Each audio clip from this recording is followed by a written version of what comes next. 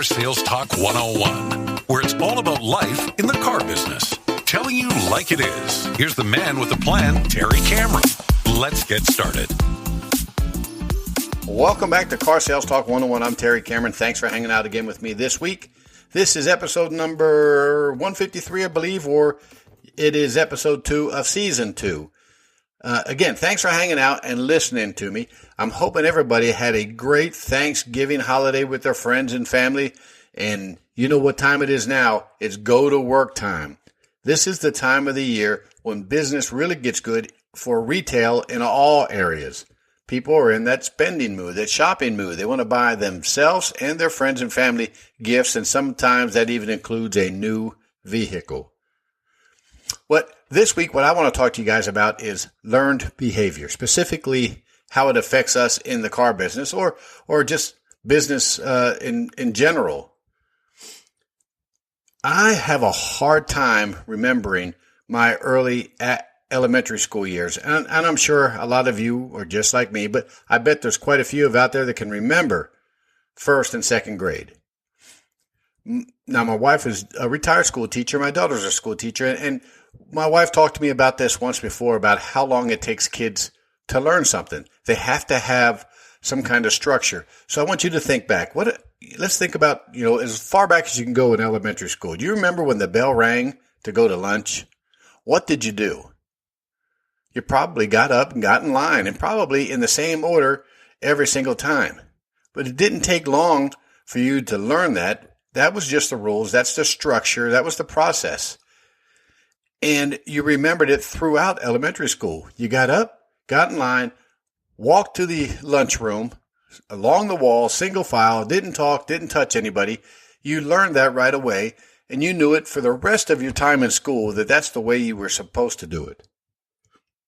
I read a story once about how this, I'm not sure what he was, a professor or whatever, he had some fleas. He put some fleas in a jar and he put a lid on top of the jar.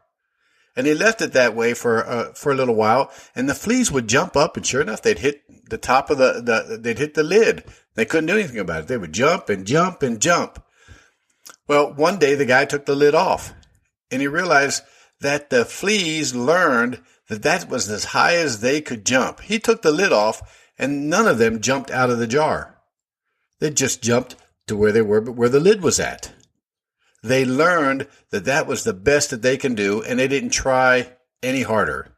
There's another story about how a fully grown elephant can be tied around its leg and with a skinny rope and just a small stake in the ground, and he felt, or she felt, that was enough to keep them from running off. And that's because when they were little, the elephant couldn't pull that small rope and pull that stake out of the ground.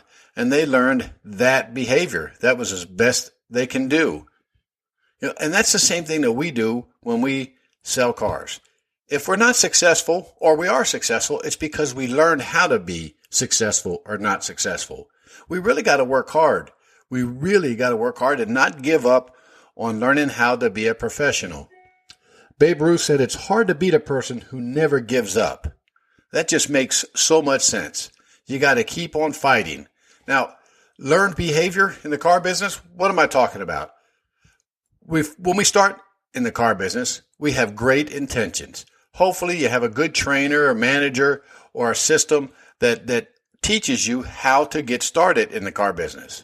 But what normally happens not too long after you start is that the good old boys, that fun crowd, that research and development crew, the huddle, whatever you want to call it, they're out there and everybody's laughing and joking, and you want to be part of that. So the next thing you do is you forget those first weeks or couple months of that learned behavior on how to sell cars, the process, and you join in with them, and it doesn't take long before that's what you learn. I always tell brand new salespeople, find the top salesperson and follow them around.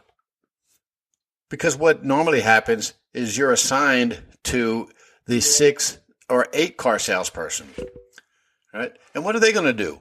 They're good at selling 6 to 8 cars, and they're going to show you and teach you how to sell 6 to 8 cars. What I want you to do now, regardless where you're at in your career, if you're brand new, you've been doing this for a couple of years, if you're not being successful, and when I mean successful, if you've been selling cars for 5 or 10 years, if you're not selling 20 cars a month, you're underperforming. That is the stage where you should really be starting to sell lots of cars, because you have 5 years of customers, 5 years of referrals, 5 years of family members that are going to buy cars. And you should be in touch with them 3 to 4 times a year. Email, phone call, maybe even a Christmas card every once in a while, because that's what the people like, and they're going to send people to see you. But what happens is you've learned to not follow up with your customers. You've learned to not make that phone call. You've learned to not go on the demo with the customer. All of these things lead to a successful sale. And because we took the shortcut and we got really good at the shortcut, we got so good we could sell 6 or 8 cars a month. Just think what you can do if you turn that around. If you were that flea that jumped all the way out of that jar when that lid came off, or you were that elephant that just yanked that little rope a little bit, broke free, and wandered around the circus like it wanted to. You have to learn to do the right thing. Everybody has a process, whether it's a good process or a bad process.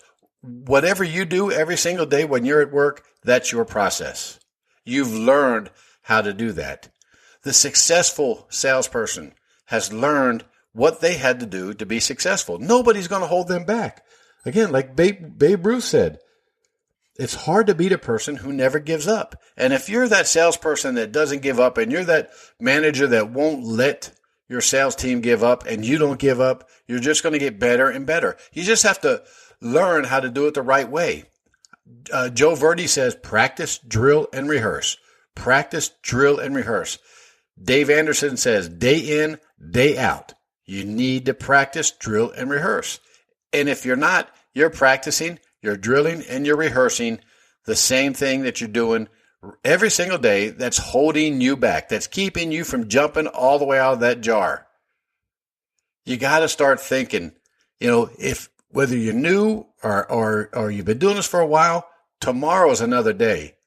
Let's just make a decision to go back to the basics and learn to do it the right way all over again.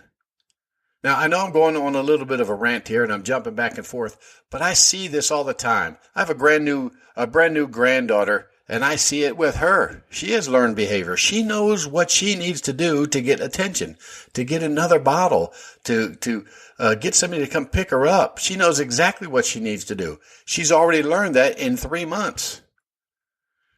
We do the exact same thing. Guys and gals, start going back to the beginning and learn it all over again and commit to doing it the right way.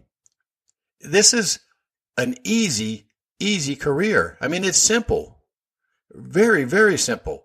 I mean, selling ain't hard if you know how. It really isn't. We just are so focused on what we've learned, good, bad, or indifferent. We don't think we can do any better, and we just stop. I know I have salespeople on my sales floor that if they actually decided to do it, man, 25, 30 cars is not out of the question. And I know I got a lot of listeners that are the same way. And I'm hoping I pissed a couple of you off.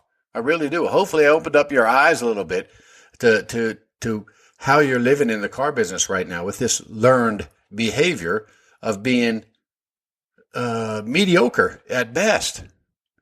Now, if you're one of those that are selling 15, 20, 25, 30 or more cars, you need to make sure you show those other people how to do it. All it can do is help your dealership, right? Keep on doing what you're doing. Show them how it's done. And you folks that are underperforming, I think I need to clarify that, underperforming salesperson that's been in this business for 6 months or longer, if you are not selling 12 cars a month, you're underperforming. Go back to the beginning. Ask for some help. Practice that meet and greet. Practice that investigation. Find out their hot buttons. Build rapport with them. Practice all of that stuff. It's all worth something in the end. Know your product. inside and out. Know how to do a feature, advantage, benefit presentation. Be in the car with them when they go on that demo. So when they take total mental ownership, you're right there to take advantage of it by knowing exactly what is exciting them. And then learn how to close, which is the easiest part of the process if you've done everything else. Who cares if they can buy or can't buy? Has nothing to do with the salesperson's job. Our job is to help them buy the car, walk them through the process. If they can buy and you did a good job, they will buy. If they can't buy, so what? There's nothing you can do about it. They still have referrals coming. They can still send referrals to you. And whatever reason that's keeping them from buying, maybe they're upside down. Maybe their credit isn't very good. Whatever it might be, eventually it's going to change because 99% of people that buy cars buy another car. And if you're taking good care of them and you've got that learned behavior of a successful professional, you got a better chance of selling those people cars again. Much better chance than anyone else. All right. So again, I'm hoping everybody had a great Thanksgiving and we're on our way to the Christmas holidays. And I hope you keep listening. And if you have any questions, listen to the lady at the end. Shoot me an email. I'll be more than happy to reach out to you and do my best to answer it. Remember, the sky's the limit. I'll see you next week. Thank you for listening to this week's episode. Please rate it and write a review on Apple Podcast. We appreciate your valuable feedback. You can email Terry at 10minutesalestalk@hot.rr.com. And don't forget to share the show with a friend.